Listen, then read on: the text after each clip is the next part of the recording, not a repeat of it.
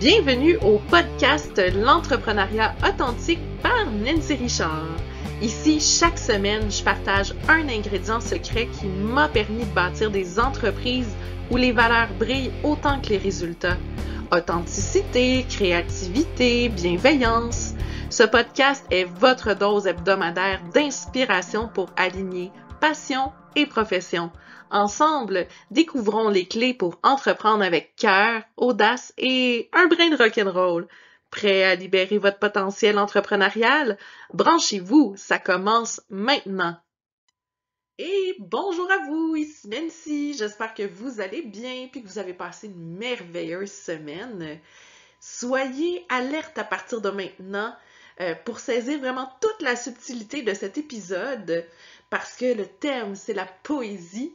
Donc, en fait de breuvage chaud aujourd'hui pour vous accompagner dans votre écoute, je vous suggère fortement un double expresso allongé pour vraiment bien saisir tous les petits messages que je vais vous raconter aujourd'hui. D'ailleurs, c'est mon type de café préféré. Pour moi, la qualité du café va primer sur la quantité, même si, en théorie, vu que je le prends allongé, mon expresso, il y a quand même plus de volume.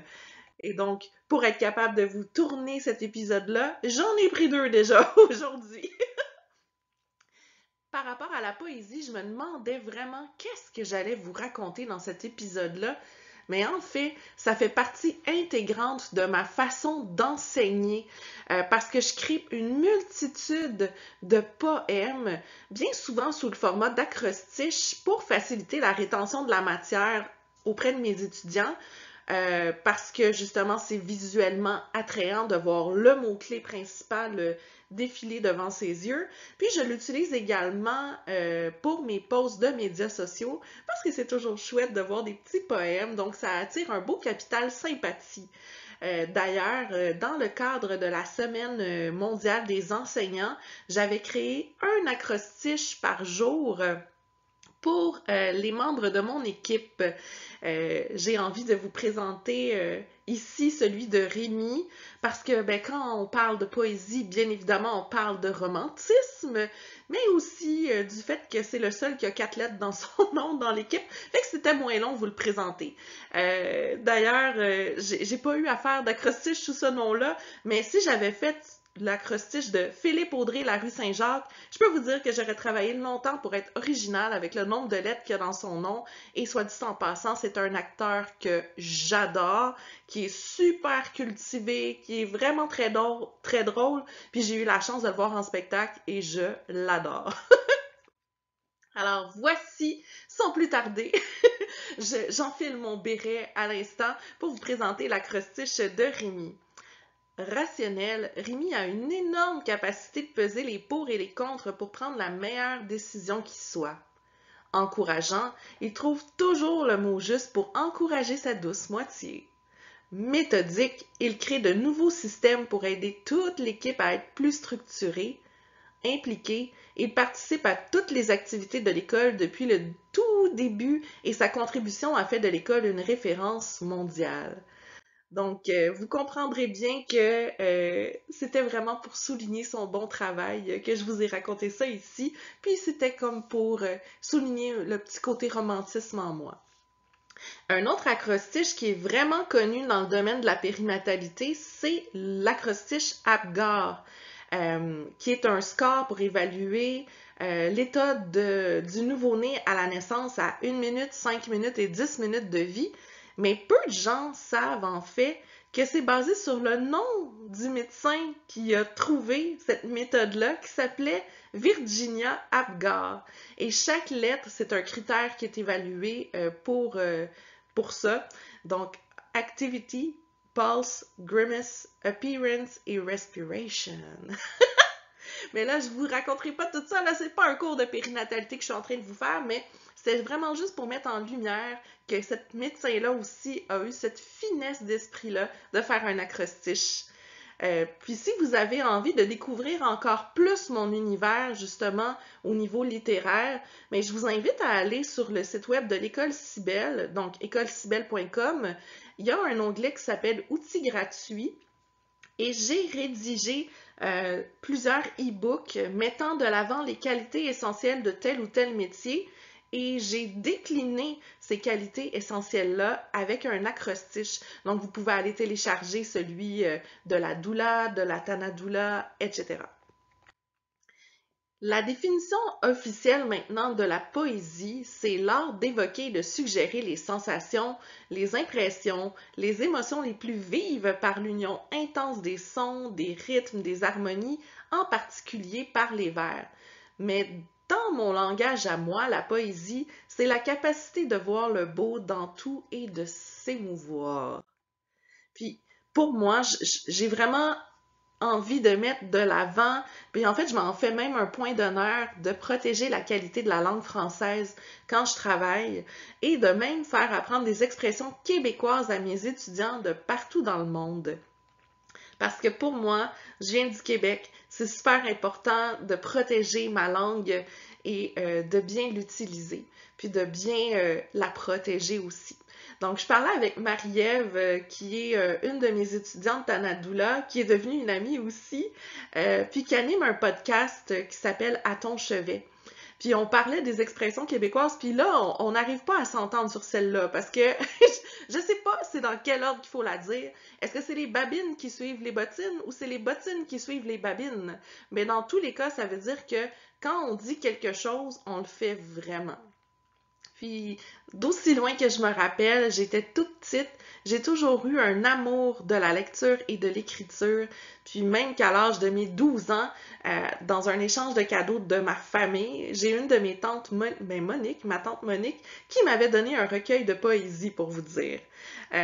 Puis aujourd'hui, sans aller dans les vieux poètes nécessairement, je trouve que celui qui incarne bien cette essence-là, c'est Fred Pellerin au Québec, autant dans ses rédactions, dans sa prestance, dans les films qu'il a écrits aussi, même dans ses chansons. Moi, j'ai eu l'immense honneur et bonheur de faire partie d'une chorale pendant de longues années. Malheureusement, aujourd'hui, avec la quantité d'heures de travail que je fais dans une semaine, je peux plus me le permettre. Mais je m'ennuie de ça. Mais on a eu la chance de chanter la chanson Tenir debout. Je vous invite vraiment à aller lire les paroles de cette chanson-là. C'est tellement émouvant. Puis comment je mets de l'avant cette petit ingrédient magique-là qui est la poésie dans ma pratique? Mais j'essaie de faire différents trucs mémotechniques pour les visuels, donc les apprenants qui retiennent mieux quand ils voient les choses, donc les acrostiches, puis pour les auditifs aussi, pour ceux qui retiennent mieux quand ils entendent des trucs, comme moi ça d'ailleurs, les rimes, les petits jeux de mots sonores et j'en passe.